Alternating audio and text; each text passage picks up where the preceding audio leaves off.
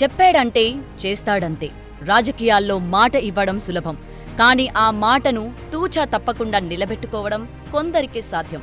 ఆంధ్రప్రదేశ్ ఉప ముఖ్యమంత్రి కొణిదెల పవన్ కళ్యాణ్ గారు తన ఉదారతను చాటుకుంటూ చిలకలూరిపేట విద్యార్థులకు ఇచ్చిన హామీని కేవలం 10 రోజుల్లోనే నెరవేర్చారు. డిసెంబర్ 5 చిలకలూరిపేటలోని శ్రీ శారదాదేవి జిల్లా పరిషత్ ఉన్నత పాఠశాలలో మెగా పీటీఎం 3.0 ప్రోగ్రాం జరిగింది. ఈ కార్యక్రమం ఆ పాఠశాల చరిత్రలోనే ఒక మైలురాయిగా నిలిచిపోయింది. దీనికి ముఖ్య అతిథిగా వచ్చిన ఏపీ డిప్యూటీ సీఎం పవన్ కళ్యాణ్తో విద్యార్థులు ముఖాముఖి మాట్లాడారు. తమ పాఠశాలలో ఉన్న సమస్యలను, వసతుల కొరతను ఆయన దృష్టికి తీసుకెళ్లారు. తమ చదువులకు కంప్యూటర్లు, లైబ్రరీ ఎక్విప్మెంట్ కావాలని విద్యార్థులు కోరగా తప్పకుండా ఏర్పాటు చేస్తానని ఆ వేదికపైనే పవన్ కళ్యాణ్ మాట ఇచ్చారు. లైబ్రరీ చూస్తే చిన్న లైబ్రరీ ఉంది, దానికి బీరువాలన్నీ ఉన్నాయి, కానీ లోపల పుస్తకాలు అంటే ఇన్ని వందల మంది విద్యార్థులకు సంబంధించిన పుస్తకాలు లేవని అనిపించింది. అలాగే కంప్యూటర్స్ చూస్తే ఎలా నేర్చుకున్నారంటే ఒక 10 కంప్యూటర్స్ ఉన్నాయి. వాటికంటే నా వైపు నుంచి నేను మీకు ఒక ఫుల్ లైబ్రరీ మీకు డొనేట్ చేస్తాను. ఎందుకంటే మీరు స్కూల్లో నేర్చుకునేది ఒకటి, అధ్యాపకులు చెప్పేది ఒకటి, మీరు స్వంతంగా మీరు పుస్తకాలు చదవటం, ఎంతసేపు కూర్చోబెట్టి ల్యాప్టాప్స్లో కూర్చోవడం, ఫోన్లు చూడటం. తల్లిదండ్రులు కూడా ఎలా ఉందంటే మా అబ్బాయి ఫోన్ పట్టుకొని ఇలా టచ్ టెక్నాలజీ మొత్తం తిప్పేస్తుంది, బాగా ఎడ్యుకేట్ అయిపోయాడు అనుకుంటున్నారు. ఇంగ్లీష్ నేర్చుకుంటే ఇంగ్లీష్ వచ్చిన దానివల్ల మనకు తెలివితేటలు రావు.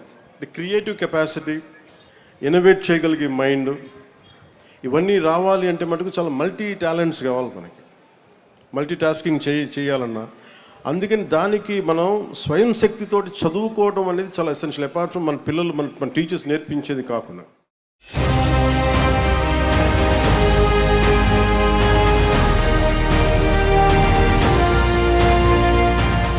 మాట ఇచ్చి మర్చిపోయే నాయకుల మధ్య పవన్ కళ్యాణ్ గారు భిన్నంగా నిలిచారు. హామీ ఇచ్చిన కేవలం 10 రోజుల వ్యవధిలోనే దాదాపు 25 లక్షల రూపాయలు విలువైన పరికరాలను పాఠశాలకు సమకూర్చారు. డిజిటల్ విద్య కోసం 25 అత్యాధునిక కంప్యూటర్లు, లైబ్రరీకి అవసరమైన పూర్తి స్థాయి ఎక్విప్మెంట్తో పాటు పాఠశాల ప్లేగ్రౌండ్ను అభివృద్ధి చేస్తూ క్రీడా సామగ్రిని కూడా అందించారు. నా దృష్టికి పట్టుకొచ్చింది ఏంటి అంటే, ఇక్కడ నీ పేరేంటమ్మా? జాస్మిన్ కదా. జాస్మిన్ ఇందాక చెప్తుంది ఏంటంటే, మాకు స్కూల్కి గ్రౌండ్ సరిపోవట్లేదు, గ్రౌండ్ లేదు అసలు. ఇంతమంది పిల్లలకి దాదాపు 1600 మంది ఉండేవాళ్ళు. పుల్లారావు గారు చెప్తే ఇప్పుడు 800 మంది పిల్లలు ఉన్నారు, 800 పైచిలకే ఉన్నారని చెప్తా ఉంటే, అసలు ఇంతమంది పిల్లలు ఆడుకోవడానికి స్థలం లేదు, సరిపోదు. అలాగే లైబ్రరీ చూశాను. సో దీనికి నేను ఎడ్యుకేషన్ మన రంజిత్ భాషా గారిని కూడా నేను రిక్వెస్ట్ ఏంటంటే, దీనికి సంబంధించిన ప్లే గ్రౌండ్కి ఏదన్నా పాసిబిలిటీస్ అని ఎక్స్ప్లోర్ చేయవలసిందిగా కోరుకుంటాను. ఉప ముఖ్యమంత్రి చొరవతో తాము పాఠశాల రూపురేఖలు మారడం చూసి విద్యార్థులు పండగ చేసుకుంటున్నారు. ఈ సందర్భంగా విద్యార్థులు మాట్లాడుతూ, మేము అడిగిన వెంటనే స్పందించి మా భవిష్యత్తు కోసం ఇంత గొప్ప సాయం చేసిన పవన్ కళ్యాణ్ గారికి రుణపడి ఉంటాం అని ఆనందం వ్యక్తం చేశారు. భవిష్యత్తులో తాము కూడా పవన్ కళ్యాణ్ గారి స్ఫూర్తితో ఉన్నత స్థాయికి ఎదుగుతామని ఆత్మవిశ్వాసంతో చెబుతున్నారు.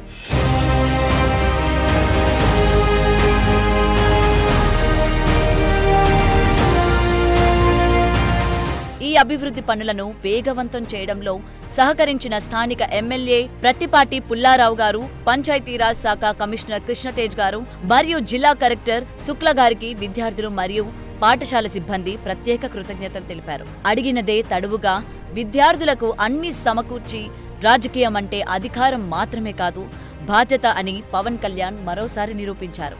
ప్రభుత్వ బడులలో చదివే విద్యార్థులు ప్రపంచంతో పోటీ పడాలన్న ఆయన లక్ష్యం చిలకలూరిపేట వేదికగా కార్యరూపం దాల్చింది.